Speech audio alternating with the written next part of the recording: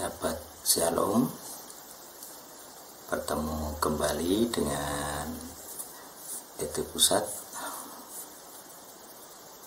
Kiranya di hari Sabat ini kita beristirahat dan mengkhususkan diri untuk Tuhan, untuk Adonai. Malam ini kita akan melanjutkan pelajaran tentang amanat agung, dan kali ini adalah pelajaran ketiga, yaitu ayat ketiga dari Matius 28 ayat 20. Kita akan meninjau beberapa teks, baik dari Yunani, dari terjemahan-terjemahan, kemudian dari tentu saja Pesita Aram. Baik, kita melihat dari kitab-kitab ini ya, yang ada di Indonesia. Silakan juga dibaca sendiri dari TB dulu ya, dari TB LAE. Dan ajarlah mereka melakukan segala sesuatu yang telah Kuperintahkan kepadamu, dan ketahuilah aku menyertai kamu senantiasa sampai kepada akhir zaman. Jadi ada beberapa kata kunci dalam pemahaman saya ya. Jadi pemuridan yang diperintahkan dia mulai dari ayat 19 yang kita bahas kemarin, Talmud, itu adalah mengajar. Mengajar apa? Mengajar supaya para murid melakukan segala sesuatu yang telah Kuperintahkan kepadamu, kepada para murid, 12 murid saat itu. Jadi sosok Masiah ini punya batasan-batasan, yaitu supaya para murid turunan atau keturunan rohani dari ke-12 murid itu dididik di dalam segala hal yang telah diajarkan atau telah diperintahkan. Jadi ada batasannya. Jadi hanya boleh dididik di dalam segala sesuatu yang sudah disampaikan atau diajarkan oleh Sang Masiah. Jadi tidak boleh mengajarkan sesuatu yang di luar apa yang diajarkan. Nah, berarti dalam konteks kita saat ini, karena kita kan nggak mendengar langsung secara lisan dari dia, dari Sang Masiah, maka saat ini batasan kita adalah teks. Kita bukan saksi mata dari peristiwa itu, peristiwa kebangkitan, peristiwa kenaikannya ke langit. Kita hanya percaya kepada kesaksian mereka yang melihatnya. Itu pun kita nggak bertemu mereka langsung, kita berjarak 2000 tahun lebih mungkin ya.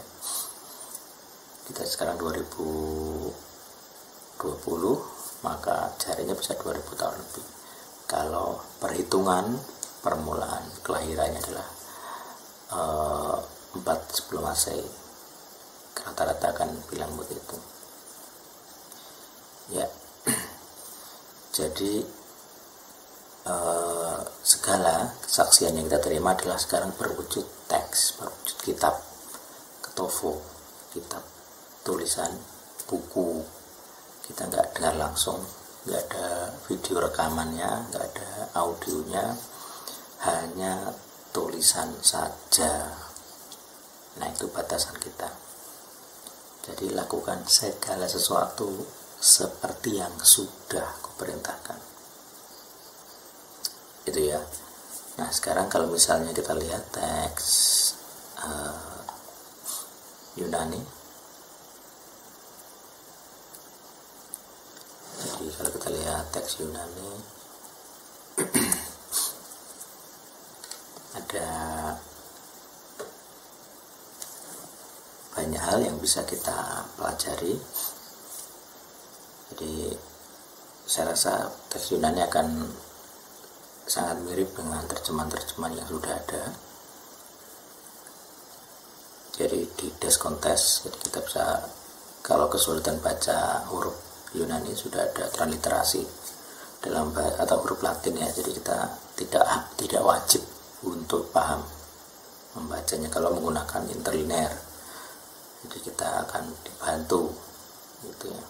Jadi orang awam pun yang secara pemahaman, secara teori, secara kecerdasan tidak terlalu tinggi di bidang teologi, tidak sekolah teologi, juga bisa memahami teks dalam bahasa aslinya. Nah, kita punya 3, lalu kita bahas 3 gitu ya. Yunani, Aram, dan Ibrani. Untuk PP jelas Yunani pasti. Kemudian Ibrani sebagai referensi tambahan karena kita mindsetnya bahasa Ibrani. Kemudian teks otentik kedua adalah Aram. Itu jadi ada di Descontes autos didilah mereka cing itu ya. Kemudian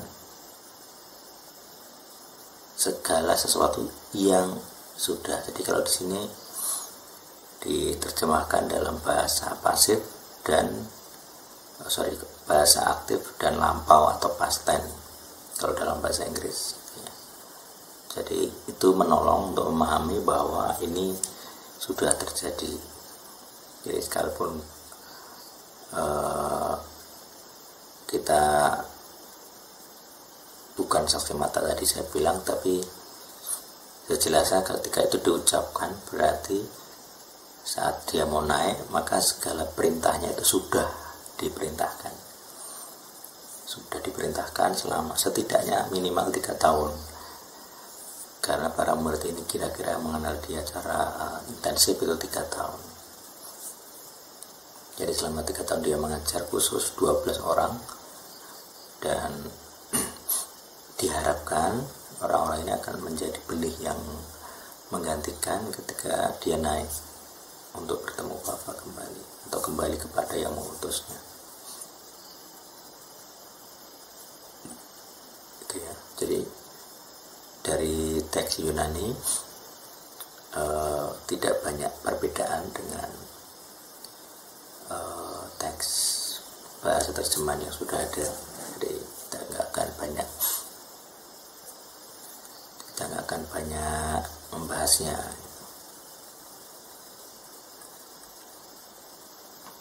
Baik. Jadi kalau misalnya kita bandingkan dengan teks Aram, jadi Matius 28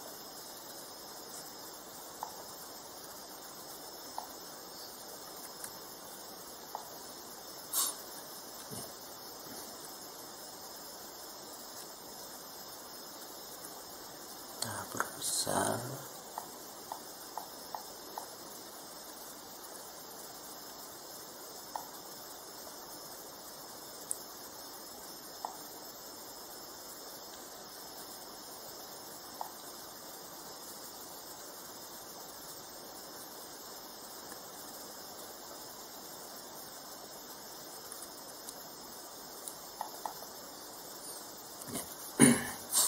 Jadi kata pertama sama itu adalah walep, jadi waf, alep, lamet, dan p, kemudian waf lagi, jadi walep. Walep ini sama arti, itu mengajar, teach, learn, dengan kata ini didas kontes gitu ya. Jadi kalaupun misalnya kita coba bandingkan dengan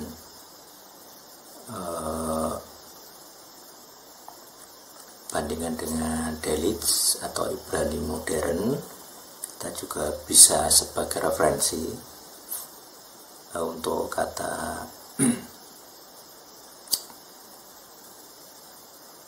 mana tadi? Saya cari dulu ya.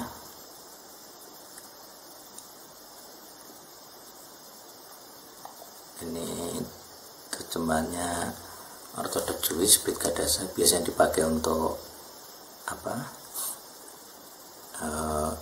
MG atau secret number.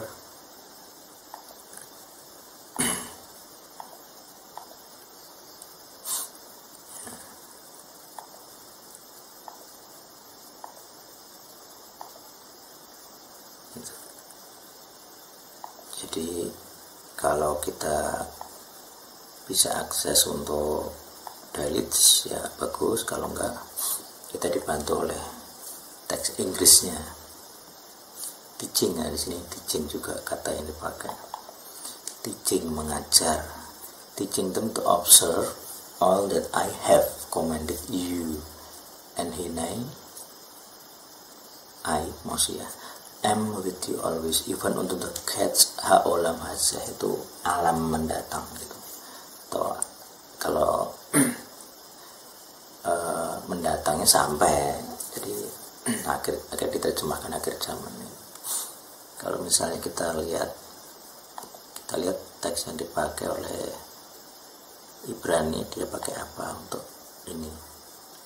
Jadi kita buka versi Modern Hebrew atau Dailies Modern Hebrew. Ya, ini kita perbesar.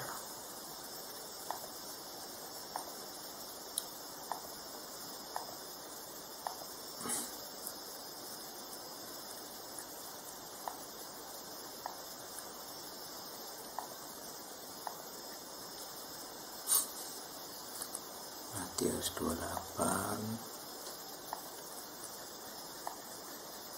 ayat 20.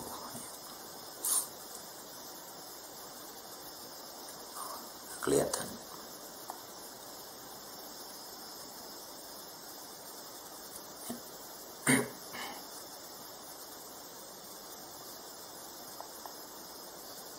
Nah, kalau kita kesulitan, kita juga bisa dibantu dengan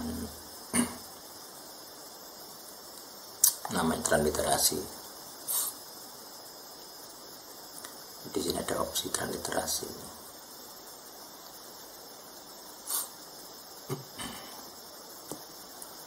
Nah, itu. Jadi mengajar. Nanti silakan dicari sendiri untuk bahasa Ibrani yang mengajar. Jadi beda.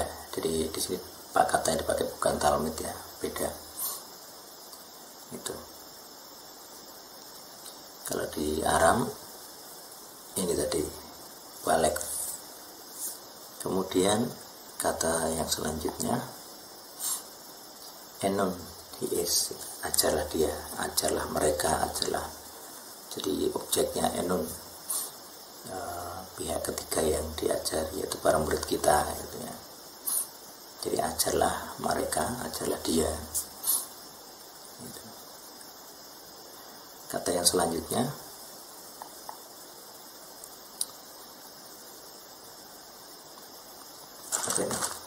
ini dalet, ini denetrum.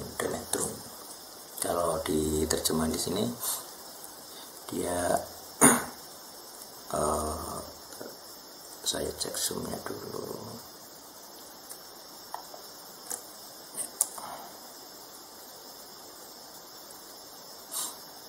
Nah, di sini guard, keep, reserve, observe. Jadi ajarlah mereka untuk guard, menjaga. Kemudian keep, jadi keep itu kayak memegang erat gitu ya. Biasanya dalam bahasa Inggris Kain ketika membunuh Habel, dia ditanya, di mana saudaramu? Memangnya aku my brother's keeper, jadi penjaga saudaraku. Keep, menjaga. Guard lebih jelas ya, guard kayak tentara, guardian, jadi tentara penjaga. Reserve itu mempertahankan, observe itu memperingati gitu. Jadi definisi dari denetron ini adalah menjaga, memelihara, mempertahankan, memperingati. Jadi kayak status quo, untuk mempertahankan sesuatu, status quo. Jadi ajarlah mereka pada sesuatu ajaran yang baku, status quo, tidak boleh diubah, tidak boleh ditambahi, tidak boleh dikurangi. Jadi batasnya segala guard ini yang penting. Nah, ini ada satu lagi ayat tambahan atau referensi silang, yaitu jika kamu muridku, kamu akan menjaga perintah-perintahku.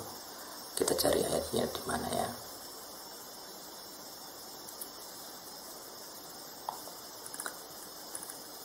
Kita cari di mana ayatnya.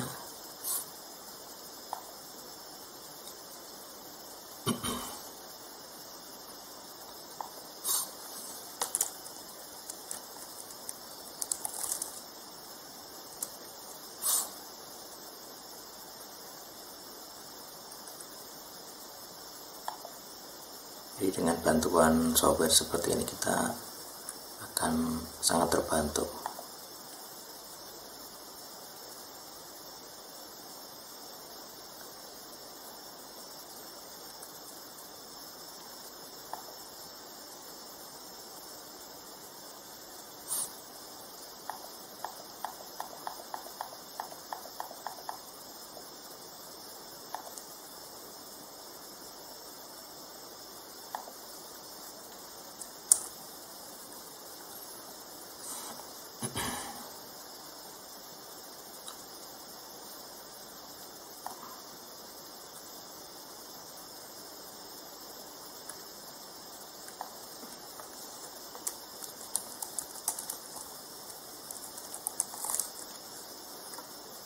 Ini Yohanes 14 ayat ini ya, peliharalah.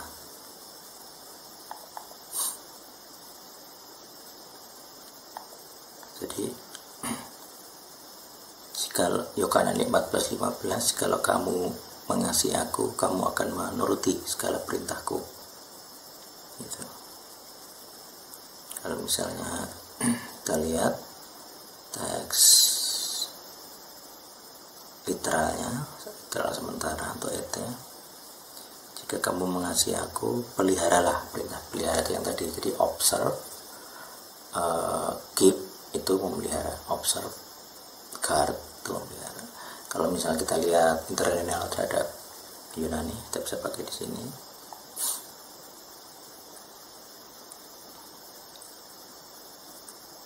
Ayat 15, if ye love me, keep G5083, kita bisa lihat kamusnya. Nah, ini kita zoom biar lebih jelas. G5083 tereo, watch mengamati ya. Nah, guard, tadi muncul kata guard di kamus Aram, berarti sama. Di antara Yunani dan Aram sama. Gitu. Nah, kalau misalnya kita juga bisa pakai ITL versi lain seperti ini tadi. Nah, misalnya kita jadi teaching ini kita cek ke ke Yohanes 14 ayat 15.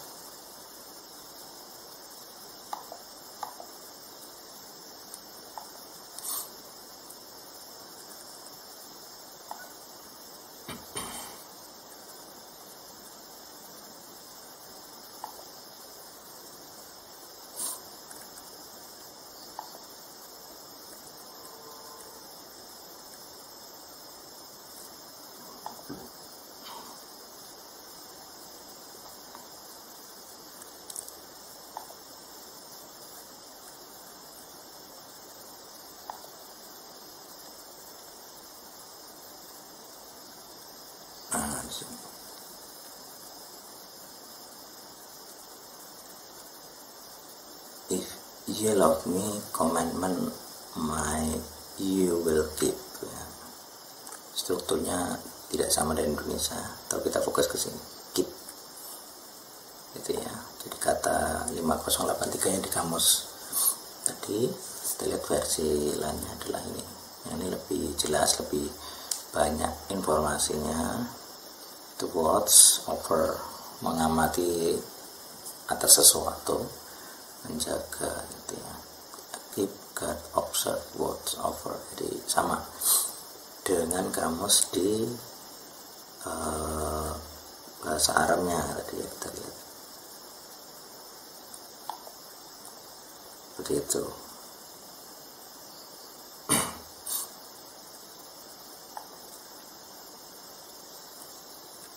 Jadi kata yang dipakai persis sama guard, keep, reserve, observe, denetun.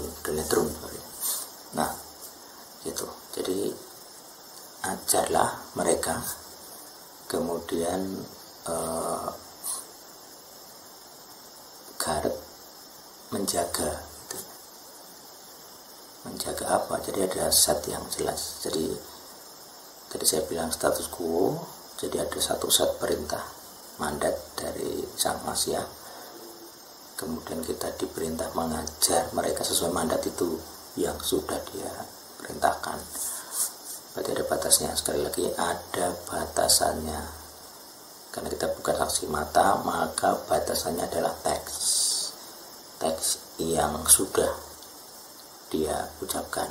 Nah, sesudah 4 kitab Besorah, maka ada kitab para muridnya itu ya, ada Paulus, ada, walaupun Paulus bukan murid secara fisik saat itu, tapi dia diakui oleh menjadi dalam Kisah 15 Paulus diakui sebagai salah satu pentolan atau kalau istilah TPLI rasul untuk orang-orang non Yahudi, jadi utusan untuk orang non Yahudi itu. Jadi Paulus ini diutus khusus kepada non Yahudi oleh Yakobus, adik tiri Sang Masia. Berarti dia diakui sebagai murid Masiah juga. Karena dia juga saksi mata sebenarnya ketika Stefanus dibunuh, dia saksi matanya, dia yang memegang pakaiannya. Jadi saksi mata banyak dari peristiwa-peristiwa sekte jalan Tuhan. Dan dia salah satu orang yang ingin membinasakannya. Jadi dari sisi kayak penggantian oleh Yosef dan Matias tadi, atau Yosef yang disebut juga Barsabas atau juga Justus gitu. Di peristiwa itu syaratnya adalah dia saksi mata dari segala peristiwa. Nah, Paulus juga saksi mata, bahkan pelaku, walaupun dari arah sebaliknya dia pelaku sebenarnya. Itu jadi dari sisi itu dia masih bisa dianggap murid itu karena dia pelaku, saksi mata. Nah, kita saat ini percaya kepada kesaksian mereka yang tertulis. Jadi ya, saya ya, ajarlah mereka untuk keep my commandment, menjaga perintahku, menjalankan perintahku, memperingati perintahku, mempertahankan perintahku. Dari tambahan dari Yohanes 14:15, kita diperintahkan. Jadi begini, kalau kita mengasihi dia, maka kita menuruti kan. Kalau dia perintah kita untuk A, ya kita melakukan A. Dia melarang A, ya kita ikuti larangan itu, jangan dilakukan. 10 hukum juga begitu, ada perintah, ada larangan. Kita diperintah untuk beribadah, mengakui satu sosok Tuhan yang jelas definitif di perintah pertama. Kemudian ada larangan, lo jangan membunuh, jangan bersaksi dusta, gitu ya. Dan seterusnya. Jadi misfot, perintah ataupun larangan, law yang dituliskan law itu jelas sekali. Nah, inilah yang saya sebutkan tadi sebagai guard, keep, menjaga perintahnya. Jadi seluruh perintahnya tadi Sang Sabda yang sudah diucapkan dari awal kitab Kejadian kepada Moses sampai kepada murid-muridnya gitu kan, termasuk nanti Yohanan nulis kitab Wahyu, yaitu yang batasan kita itu batasan yang jadi aturan itu. Jadi apapun yang diperintahkan ya harus kita ikuti. Kalau kita dilarang melakukan penyembahan kepada Elohim Aharim di perintah kedua ya jangan, karena dia mengancam dengan hukuman kutuk kepada keturunan ketiga dan keempat. Jadi kalau kita melanggar ya kita akan terkena.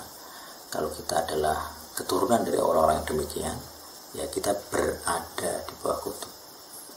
Jadi masih tidak membatalkan kedua, maka hukum itu masih berlaku, perintah itu masih berlaku. Ya, itu contoh. Jadi tugas kita saat ini adalah status quo, yaitu mempertahankan, memperingati, menjaga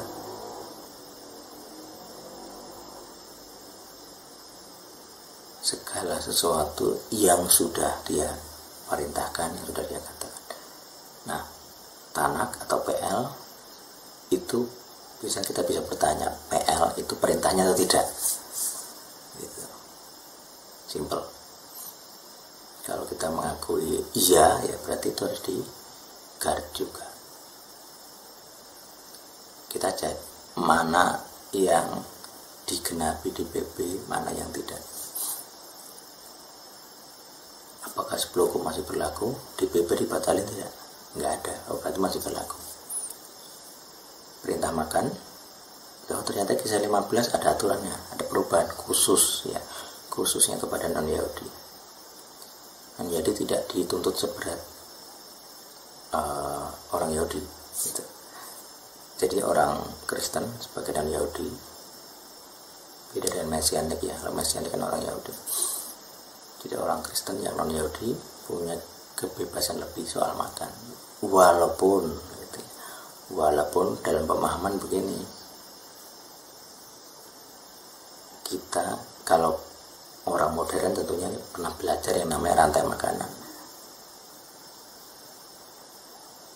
Jadi kita paham secara medis, secara ilmu kesehatan, kenapa hewan-hewan tertentu tidak baik untuk dimakan. Berarti kan bahwa di PL tidak ada hukuman kalau kamu makan babi, tidak ada, itu bukan dosa. Jadi kalau ngomong makan babi dosa, dia tidak sesuai teks. Jadi tetapi ya tadi kembali, kalau kita pelajari ilmu kesehatan, ternyata hewan yang dilarang itu adalah satu predator darat. Ternyata tidak boleh makan elang atau hewan pemakan bangkai, tidak boleh makan pengurai. Nah, pengurai apa? Pengurai itu hewan yang melata di tanah, termasuk di air. Jadi makanya udang, kemudian jadi udang sama coro, kecoa itu sama, satu merayap di laut, satu merayap di darat. Itu contoh. Jadi sekalipun lobster itu menggiurkan pastinya, tapi ya itu aturan seperti itu. Walaupun itu bukan dosa, tapi itu jadi masalah. Tiram misalnya, tiram itu pengurai juga, dia itu gunanya membersihkan air. Jadi ketika dia gini-gini itu dia menyerap ke dalam tubuhnya, ada saringannya. Nah, dia ambil nutrisinya, tetapi residu dari air yang kotor itu nempel di dagingnya. Nah, babi sebenarnya juga begitu, dan banyak hewan lain juga. Pokoknya hewan pengurai, hewan predator itu ternyata memang secara kesehatan lebih beresiko. Jadi tiap tingkatan rantai makanan akan ada resiko residu. Jadi kalau kita makan herbivora yang hanya makan tanaman hijau, maka residunya satu tingkat. Jadi lebih sehat, kurang beresiko. Kemudian jika kita makan predator tingkat pertama, tingkat kedua, 3 dan 4, itu yang jelas residunya double. Jadi kalau kita makan misalnya ada tanaman dimakan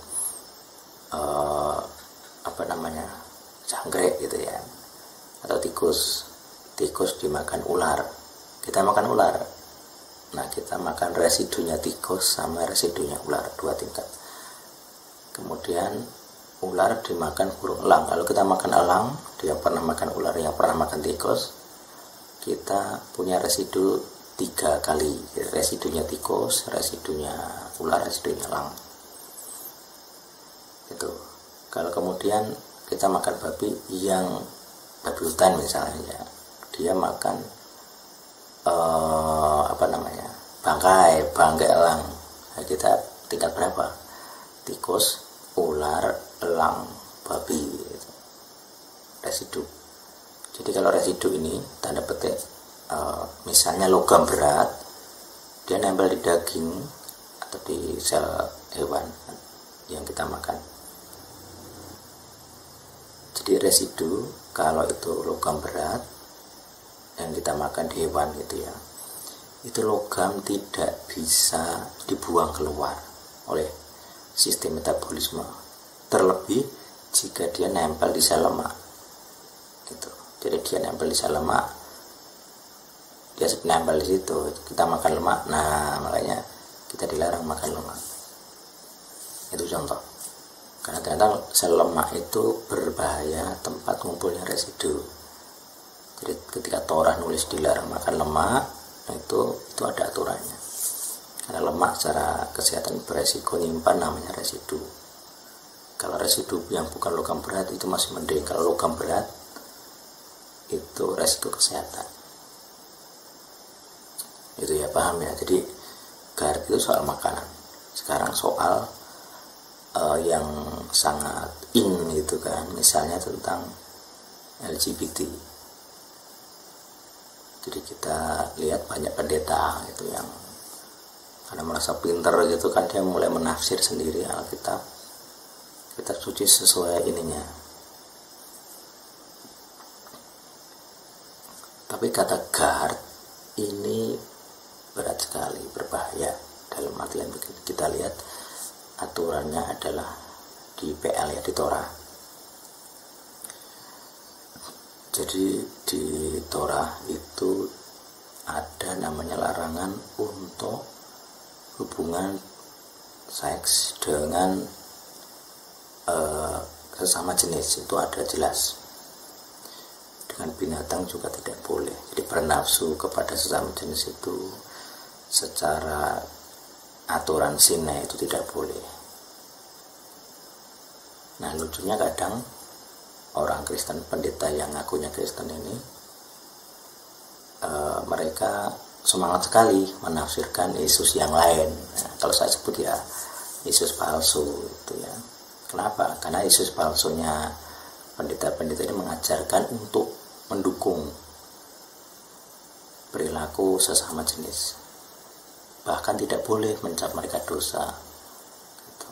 Padahal kita lihat pendeta-pendeta ini nggak pernah baca yang namanya kitab Roma pasal 1. Mari kita lihat bahwa kitab Roma pasal 1 adalah pengulangan kembali dari perintah Torah. Ingat ya, kalau tidak berlaku yang orang-orang bilang, maka seharusnya di PP tidak ada sama sekali, tidak ada. Tapi kisah 15 tadi ada larangan makan daging dicekik, itu ada, dilarang makan darah ada. Nah, di Roma 1 dilarang bernafsu sesama jenis, itu jelas ada. Mari kita lihat. Kita lihat Alkitab standar dari LHI. Ini saya pikir kalau baca itu ya mesti jelas itu kan. Jadi kita buka ITB, Inter-Indonesian Terjemahan Baru. Nah, kita lihat Roma di pasal 1. Di Roma pasal 1 ini sangat jelas tentang larangan itu gitu ya, di sini.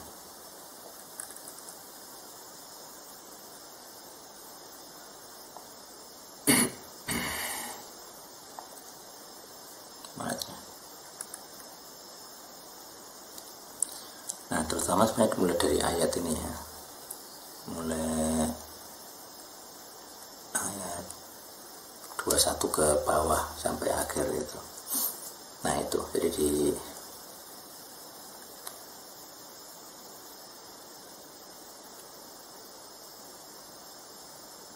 ini ayat 26, saya lebih suka yang literal, saya kurang suka yang kontekstual itu ya.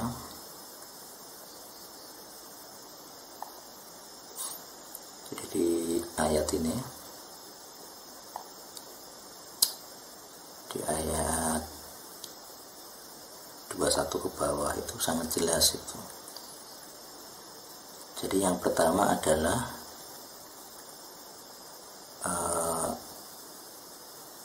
jadi ayat saya bacakan ya, ayat 21. Jadi sekalipun telah mengenal Tuhan, mereka tidak memuliakan Dia sebagai Tuhan. Nah, pendeta cocok ini. Mereka kenal Tuhan, kuliah pendeta, tapi hatinya tidak memuliakan Tuhan. Ini namanya bermuka dua gitu ya. Secara mulut khotbah Yesus, nyebut Yesus dengan bangga, tapi menulis ulang tentang sosok siapa Yesus. Yang asli itu kan anti di kitab Roma 1 ya. Yesus yang asli tidak merubah Torah, yaitu tidak merubah larangan nafsu sejenis. Tapi orang-orang yang di sini itu tulisannya Alkitab ya, bukan tulisannya saya. Saya senang sekali baca dua-dua ini. Dengan mengaku diri bijak. Nah, ini pendeta-pendeta tolol ini mengaku dirinya bijak. Apalagi kalau kuliah di Eropa gitu kan, pulang ke Indonesia bangga gitu, wah S3 Eropa, universitas, sekolah atau sekolah tinggi yang keren gitu. Bangga minta ampun, mengaku diri orang paling bijak. Jadi kalau ada orang yang setia dengan teks, yang guard the comment, reserve, observe, jadi siapapun yang menjaga larangan homo ini, maka mereka langsung, wah dasar kamu bigot, fanatik, pikiranmu sempit, nah gitu kan. Omelannya orang gerakan zaman baru itu begitu, kamu tuh sempit, pikiranmu sempit seperti kata dalam tempurung. Nah, itu. Jadi mereka apa bijak sekali. Jadi saya senang ini ayatnya nulis jelas. Jadi mereka menganggap bijak. Saya itu lulusan S3, jadi saya pasti bijak. Bijak dasmu. Gitu. Nah ini mereka telah dibuat bodoh. Nah, ini.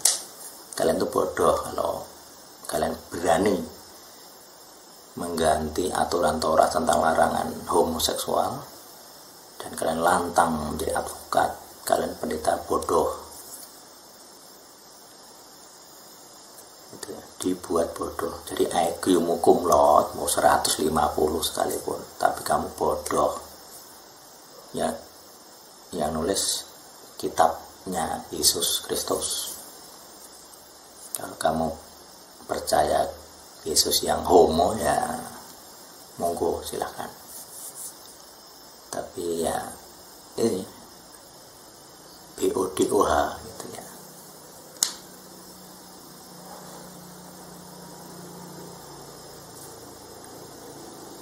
Jadi dibuat bodoh, gitu. Dibuat bodoh, tolol. Gitu. Kalau bahasa saya itu Kiki, HQQ, namanya pekak hakiki, pekak hakiki. Jadi kebodohan itu hakiki, mengkristal, membatu. Jadi sudah kayak di program, kayak DNA, tidak bisa diubah seumur hidup. Jadi kalau sudah bodoh ini ya bodoh, kecuali namanya pertobatan. Jadi kalian harus bertobat. Jadi gelarmu itu tidak menjamin kalian itu bijak gitu. Ini jadi pasal ini jelas sekali. Orang orang mengaku bijak tapi dibuat bodoh.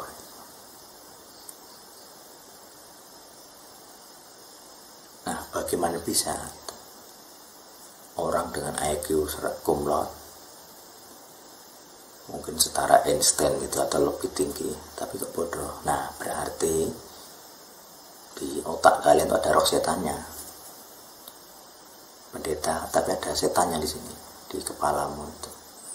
Nah, setan di kepalamu itu Yesus palsumu itu ngajari supaya bersemangat mendukung sebagai advokat LGBT. Jadi kalian menciptakan gereja yang tidak menegur orang homo sebagai dosa.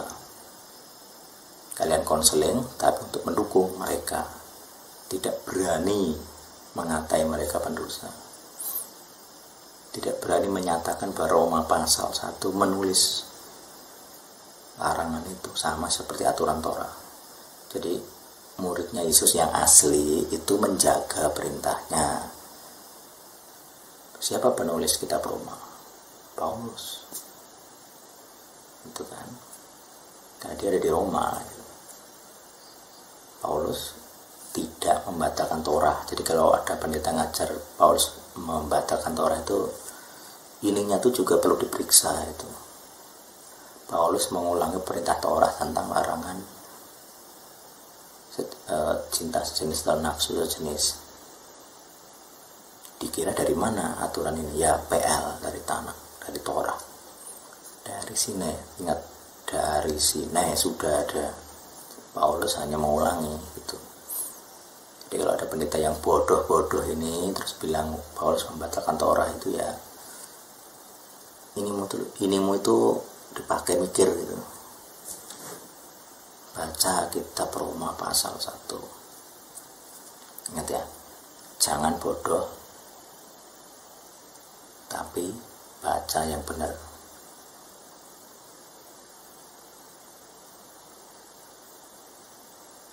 Nah, jadi orang-orang ini menukar kemuliaan Tuhan yang tidak fana dan keserupaan gambar yang fana dari manusia. Jadi Yesus sebagai gambaran ilahi itu ditukar dengan manusia homo yang fana. Jadi anggap Yesus itu homo, gay. Gitu. Jadi mereka menukar Yesus yang mulia diganti Yesus yang gay. Nah, ini contoh yang sangat jelas. Jadi gerakan zaman baru ini, orang-orang New Age dan pendeta-pendeta bodoh ini ya sama. Mereka mengaku yang disebut Universal Christ. Jadi mereka merubah definisi Yesus yang asli itu pro Torah. Oleh Paulus juga mendukung Torah di Roma pasal 1, dilarang itu kan. Nah, Yesus palsu ini, Universal Christ ini boleh, apapun boleh itu kan. Kan demi kasih, aku mengasihi dunia gitu. Maka sekarang aku membebaskan kalian berbuat dosa. Itu Yesus yang lain. Itu. Jadi kita lihat ternyata Alkitab sudah jelas. Jadi batasan kita, saya ulangi ya, batasan kita adalah teks.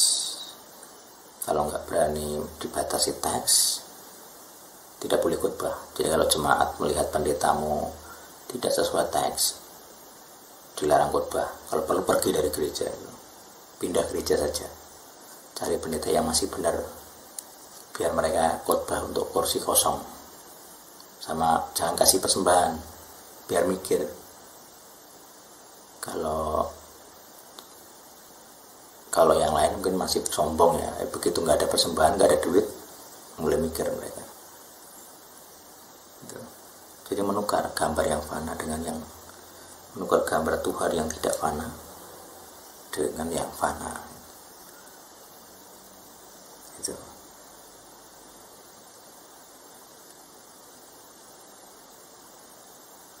Jadi sekarang Tuhan menghukum. Jadi ini fungsi dari yang namanya Torah ya. Jadi kalau ada dosa maka Tuhan menghukum. Nah di sini, jadi karena sebab itu Tuhan menyerahkan mereka dengan keinginan mereka. Jadi kalau orang ngotot berbuat dosa, maka Tuhan menyerahkan, terserah, ditambahi mana itu kan. Jadi namanya kalau di PL itu peristiwa zaman Nuh itu ya. Jadi dikatakan roh Tuhan tidak akan selamanya bergumul, jadi struggle, berjuang di dalam manusia.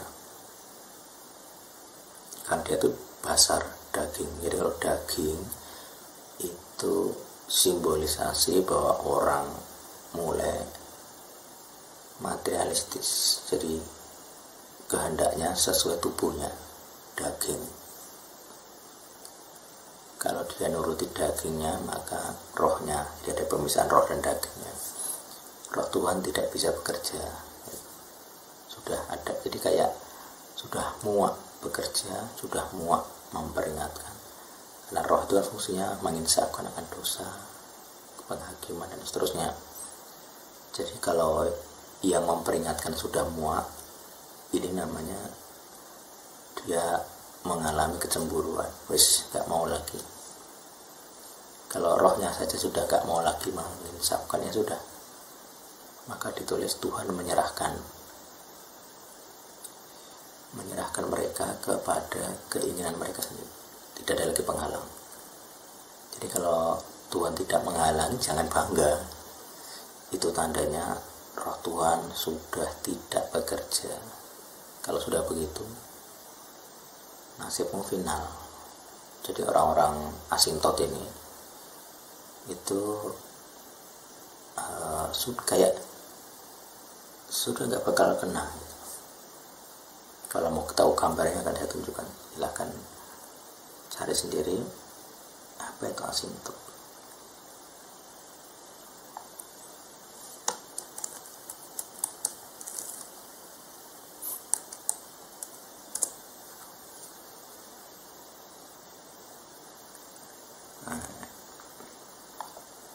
Jadi pendeta-pendeta asimtote ini kayak gini. Ini kalau ini filsafat matematik ya, karena diambil dari perumusan matematik.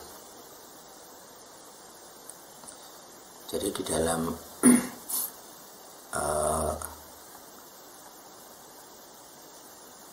kita buka di terbaru. Jadi di dalam perumusan ini ada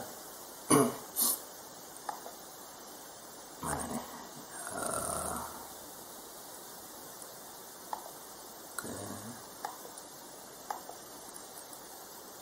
Ya, ini aja ya. Jadi dia ini kebenaran, garis lurus ini kebenaran. Ini kebenaran. Jadi orang-orang asintot itu beloknya di sini. Jadi kebenaran manapun dia nggak dapat itu. Jadi ada rumusnya ini. Jadi tiap kali dia mendekat kepada kebenaran, dia nggak iso nyentuh. Jadi ini sampai mendekati nol pun hampir, jadi dia hampir sejajar gitu. Tapi dia nggak, dia punya maksimal jaraknya. Dia gitu ya. Jadi kayak lintasan planet atau komet gitu. Jadi dia gini, nggak pernah nyentuh. Ada jarak itu yang sehingga sekalipun itu depan matanya itu, jadi kalau matanya dengan kebenaran itu cuma 1 mili atau mungkin mendekati 0 dengan lensa matanya, tetap nggak lihat. Jadi sekalipun jarak lensa satu fokusnya sekian gitu kan, ya jaraknya sekian, dia tetap nggak lihat. Jadi sekalipun di titik api lensa itu dia nggak bisa lihat. Nah itu karena di otaknya ada roh Yesus palsu. Di orang-orang asimtot itu begitu, mau belajar hamartia salah sasaran, begitu sampai mati. Jadi mau berjuang apa tadi, berjuang keras dengan kuliah teologi sampai ininya nggak sampai.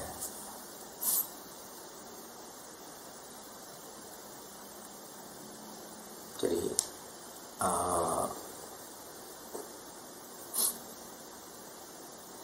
ya itu, jadi orang bangga dengan teologinya yang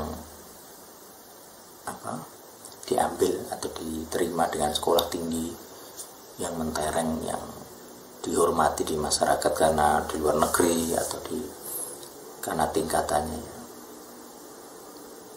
Tapi secara teks, secara data itu kurang, nggak sesuai sebenarnya. Jadi orang-orang ini nggak berani buka Roma pasal 1. Kalau dibahas Roma pasal 1 ngeles. Jadi kita nggak boleh seperti itu, nggak boleh fanatik dalam teks itu. Gitu. Nah lucunya kan memang logika, karena logikanya nggak jalan itu. Orang fanatik, orang ini itu fanatik nyebut Yesus gitu. Padahal kata Yesus cuma ada di Alkitab. Jadi urusan nama Yesus dia fanatik, tidak boleh diganti. Kalau memang nggak senang dengan aturan Yesus di Torah, ya sebut aja lah juru selamatmu dengan nama lain. Saya berdoa kepada Engkaulah Tuhan Paragai yang mengasihi kami, mengasihi kekurangan kami. Ya Tuhan tikus, ya Tuhan ular, ya Tuhan kecoa, terima kasih atas makanannya hari ini. Ya Bapak tikus, dan seterusnya. Jangan pakai kata Yesus dong, konsisten gitu loh. Kalau nggak boleh fanatik, ya jangan fanatik nyebut nama Yesus, ganti nama lain. Itu kalau pikiran masih jalan. Jadi fanatik nyebut Yesus, tapi tidak boleh fanatik aturannya Yesus gitu. Dan masih mengakui, gerejanya masih mengakui Alkitab itu kan, dibawa terus, dibaca tentunya, kecuali Roma 1 ini. Jadi kalau lihat Roma 1 itu kayak alergi gitu ya, jadi kayak kitab laknat gitu ya, pasti di skip, dihindari, tidak pernah dibaca, karena mereka akan ini bercermin dengan kata bodoh gitu.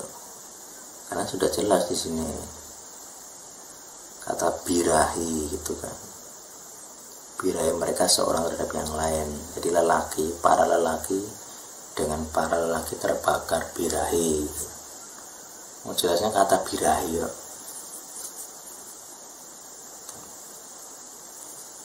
Ini contoh bahwa guard the command, pertahanan perintah itu dari di Yohanes 14:15, mengasihi aku berarti peliharalah, jagalah perintahku. Nah itu isu yang asli. Kalau yang palsu ya, kalau orang tidak mau menjaga, berarti logikanya, ya ini logikanya, maka dia tidak mengasihi Yesus. Itu di Yohanes 14:15.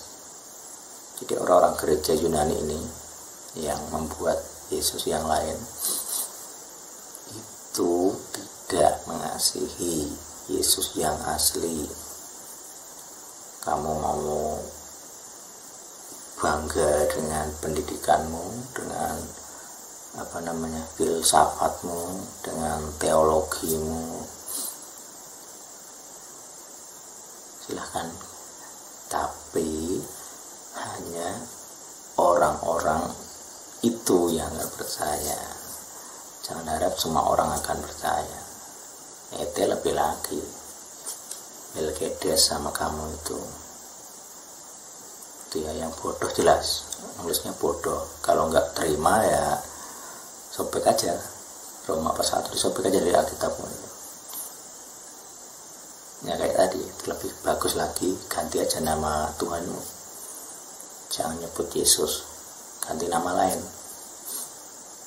Coro paling bagus, Tuhan coro, Tuhan kecoa, keren gitu kan. Nah, jadi kalau masih mau membantah,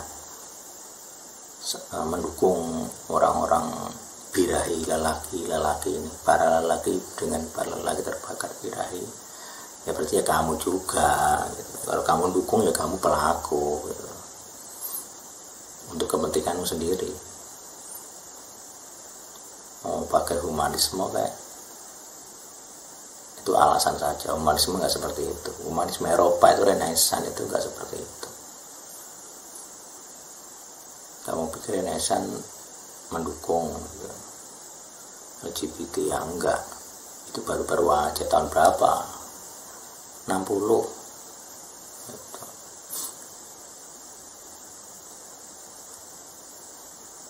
Gitu ya. Jadi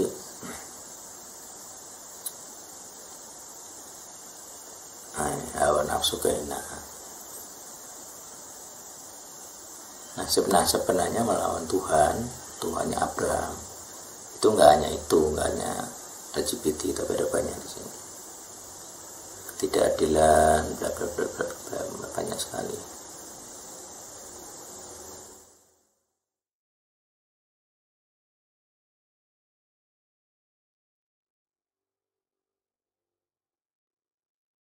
Itu ya jelas, pertahankan perintah yang saya post ya, saya biar jelas, yang sudah diperintahkan, sudah dikatakan.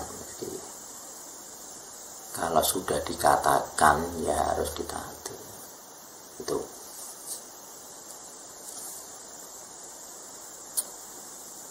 kita kembali ke kata selanjutnya, kul segala. Jadi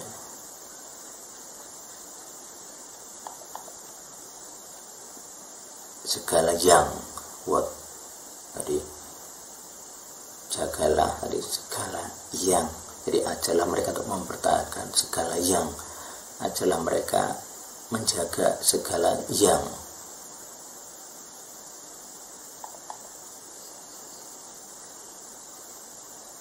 Komen di faketun, perintahkan. Oke, itu ya.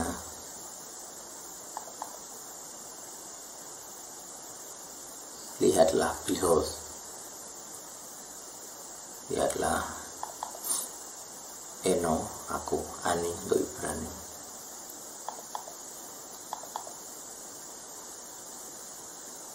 ampun orang-orang. Jadi aku bersama, ini samanya, berarti dia berjanji menyertai atau bersama people, nation. Jadi nation bahkan bangsa, levelnya bangsa. Aku lagi all kulun di Yamoto, Yam hari untuk Ibrani. Kamu until sampai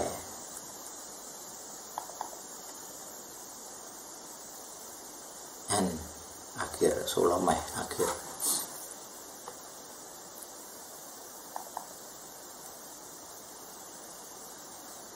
it's akhir dunia, akhir waktu, akhir zaman.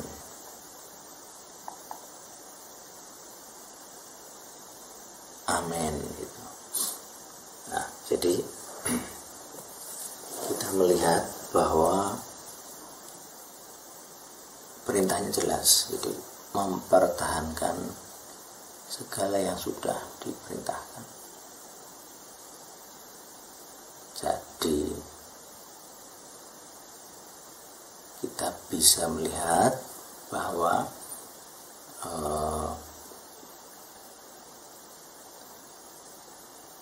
teksnya jelas sekali. Kalau kita ulangi dari yang pasal dulu ya, ke pasal dari ayat 18 18 itu seperti ini.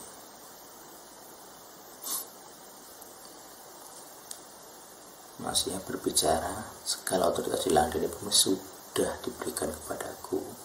Seperti Bapa mengutusku, maka sekarang aku mengutus kalian. Kita diutus, maka pergilah. Jadi kayak video sebelumnya, kita yang harus pergi memuridkan segala bangsa dan membaptis mereka dalam nama Bapa, Putra, Roh Kudus.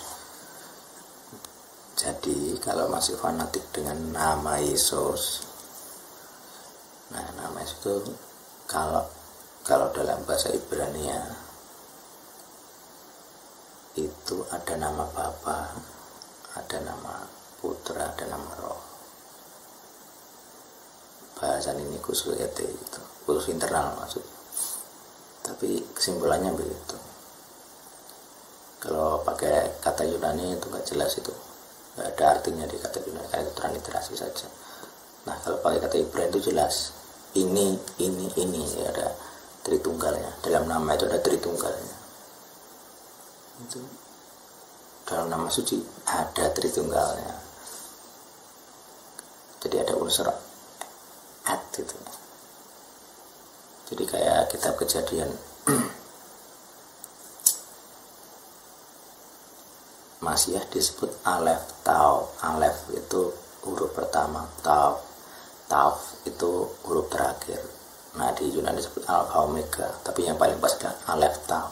Kenapa? Karena di dalam bahasa Ibrani itu menjadi susunan yang disebut kata et.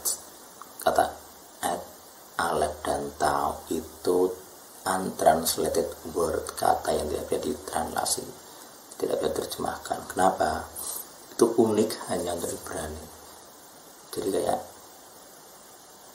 Beresit bara Elohim et hasamayim fa'et ha'aret. Jadi pada mulanya Elohim menciptakan et, pakai kata et.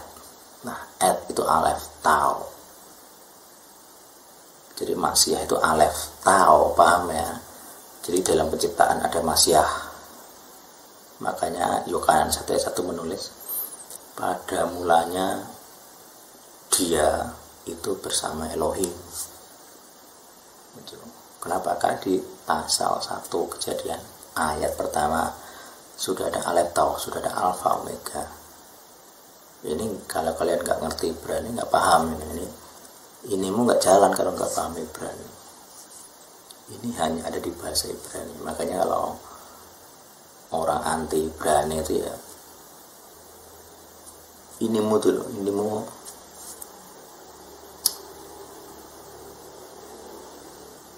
jadi kalau kalian nggak belajar Ibrani untuk teologi, untuk pemuritan itu ya,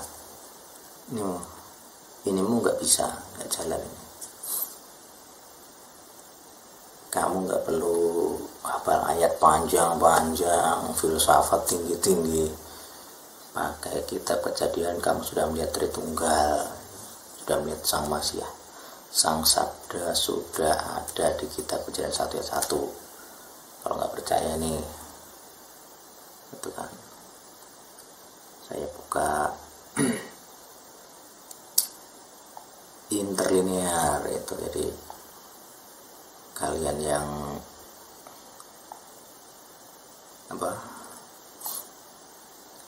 sok pinter teologi tapi nggak ngerti Ibrani, ahli pemuritan, bangga disiplin rohani, kurang itu, kalian itu masih kurang, ketulusan tidak cukup, harus berpengetahuan. Nih yang disebut et itu nih loh, Alef Tau. Kalau diklik itu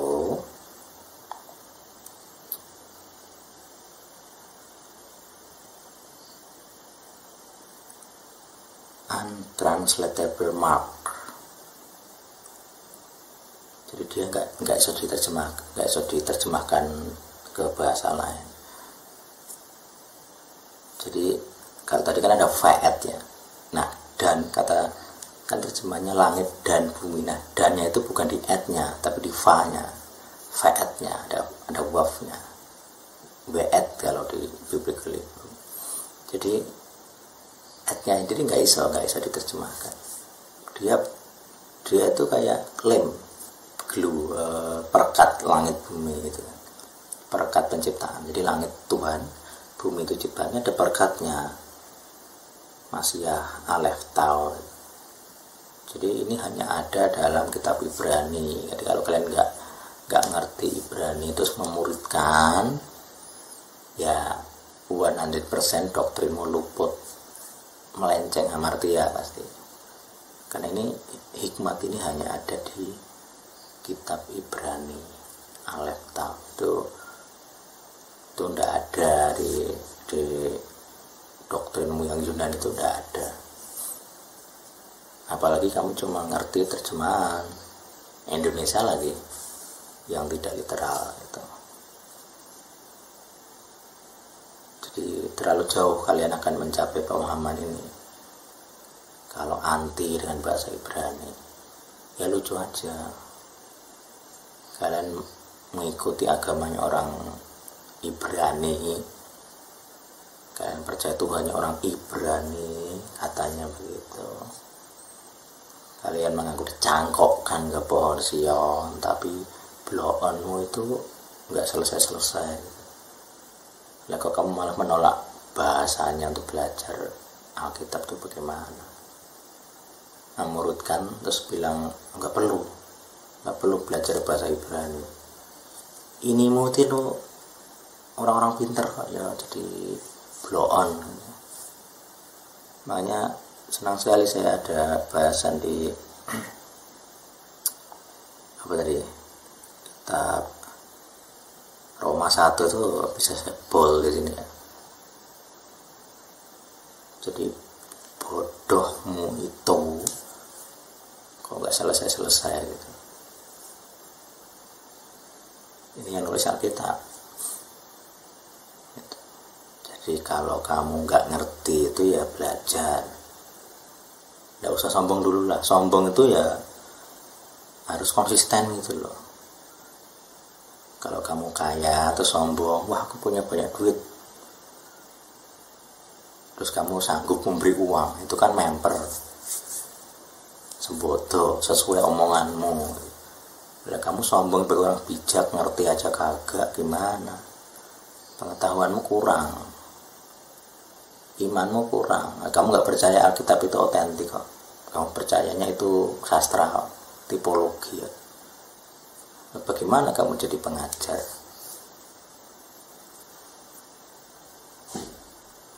Kalau nggak mengakui kitab suci itu diinspirasi oleh Tuhan, lah kok kamu berbicara mewakili Tuhan gitu kan? Ya ngomong aja langsung, ini kitab manusia gitu loh. Saya nggak percaya kitab-kitab ini. Saya lebih suka ngomong humanisme. Jadilah motivator saja, jangan pendeta. Pendeta itu wajib nyebut Yesus, wajib baca Alkitab, wajib mengajarkan Alkitab. Isinya kitab suci.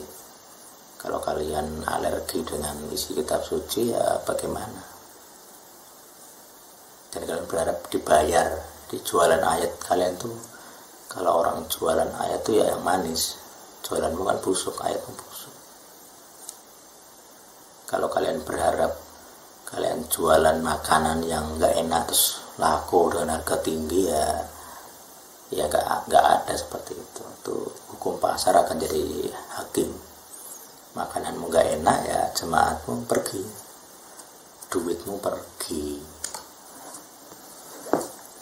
Jadi buat jemaat-jemaat yang pendetamu pro LGBT itu pergi aja, pindah gereja, cari pendeta yang benar, biar mereka nggak dapat duit.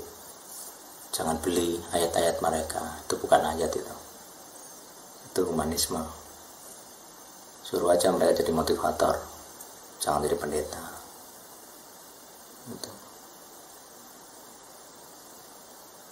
Itu ya, itu amanat aku. Jadi kalau mau bantah ya siapa you berani bantah amanat aku. Ini saya sebut lagi ya, bodohnya nih. Jadi kalau bodoh ya bodoh aja sendiri, jangan suruh yang lain ikut. Jemaat sekarang nggak bodoh. Semua tool ini, semua alat yang saya pakai ini bisa diakses oleh orang awam. Nggak perlu pintar-pintar amat, nggak perlu sekolah teologi kayak kalian. Sekarang mereka ngerti si Alkitab. Jadi kalau lu mau bantah ya, saya tunggu nanti kalian ditinggalkan jemaat. Untuk jemaat, belajarlah kitab suci dengan cara yang lebih tepat.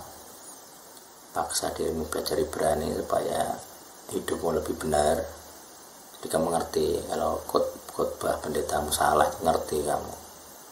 Ajak dia bicara, Pak, khotbahnya kok salah Pak? Kok nggak sesuai ayat Pak? Kalau dia ngotot terjemah, enggak, bahasa aslinya nggak gitu loh Pak. Nah gitu. Jadi pendeta itu nggak apa-apa digitukan. Kalau marah ya berarti copot aja gelar pendetanya. Nggak pantas itu pendeta. Mereka punya hamba, tahu nggak kata hamba? Budak. Budak itu ya budak. Jadi kalau ngakunya hamba biar dapat duit itu, sekarang giliran kalian jadi hambanya jemaat. Kalau kalian kalah pintar dari jemaat sendiri, kalian sekolah teologi tapi jemaat lebih pintar, itu banyak situs-situs yang dibuat yang bukan teologi, jadi acuan banyak orang sekarang. Kemana kalian? Lulusan teologi yang nggak mutu ini kemana? Jemaat sekarang sudah pintar, mereka punya HP, punya internet, punya komputer, bisa belajar sendiri. Kalau kalian tidak mau arus dunia digital, ya silahkan, siap-siap miskin aja. Jemaat sekarang nggak puas dengan khotbah yang monoton, nggak bermutu. Perilaku pendeta juga jadi sorotan gitu. Sudah jualan ayatnya nggak enak, jadi ayatnya jualanmu kurang disukai, perilakumu pun ya kurang disukai gitu. Jadi jangan harap duit kalian banyak. Orang jualan tuh ya yang enak gitu loh. Barangmu, produkmu, jasamu itu enak. Perilaku penjualnya juga enak dilihat. Jadi orang tuh mau bayar itu ya merasa wah ini wajar gitu. Jadi sesuai lah dengan hasil kerja gitu. Jadi kalau orang bekerja dapat upah itu ya wajar gitu. Paulus pun mengakui dia seharusnya berhak dibiayai jemaat. Dia bekerja. Jadi kalau kalian pengen dibiayai jemaat dengan hidup enak itu ya bekerja dengan baik, persiapan khotbah dengan baik, eksegesis yang kamu banggakan itu ya diperbaiki gitu ya. Mulai sekarang belajar bahasa asli, mulai belajar interlinear, jangan mengandalkan terjemahan cuman Indonesia Inggris gitu terus gitu. Sekarang jemaat awam sudah bisa paham Ibrani, Yunani, Aram. Kamu malah cuman baca Indonesia tok, nggak ada peningkatan itu bagaimana? Sekarang pembelimu sudah lebih pintar meracik makanan daripada kamu sebagai warung gitu. Bagaimana kamu berharap warungmu laku, lapakmu ya nggak laku, makanannya nggak enak, nggak variatif. Khotbah cuman itu aja, dua duit aja. Di satu sisi ada yang cuman bisa filsafat, debat, kusir, metode debat, bikin video bantah A, bantah B, pendeta A lawan pendeta B. Bosan jemaat itu, lihat perilakumu itu yang sok pinter itu. Sudah waktunya jemaat itu diberi makanan yang sehat. Kamu pikir mereka cuma mau susu, bangga kalau kamu menang debat gitu. Satunya cuma bisa bangga, berkat. Semua ayat dikhotbahkan jadi berkat. Padahal berkat itu nggak cuma duit, nggak cuma buat gerejamu. Panggilanmu terlalu besar kalau cuma buat duit itu aja. Jadi imbang, pengalamanmu imbang, pengetahuanmu imbang. Jadi demikianlah Mitra Sahabat pada malam hari ini. Kita sudah selesai satu seri Amanat Agung gitu ya. Untuk komunitas ET ini dari ET Pusat. Untuk Federasi ET silahkan kalian pilih yang mana. Mau pakai Yunani boleh, silahkan. Pakai Aram silahkan, pakai Delis Ibrani silahkan.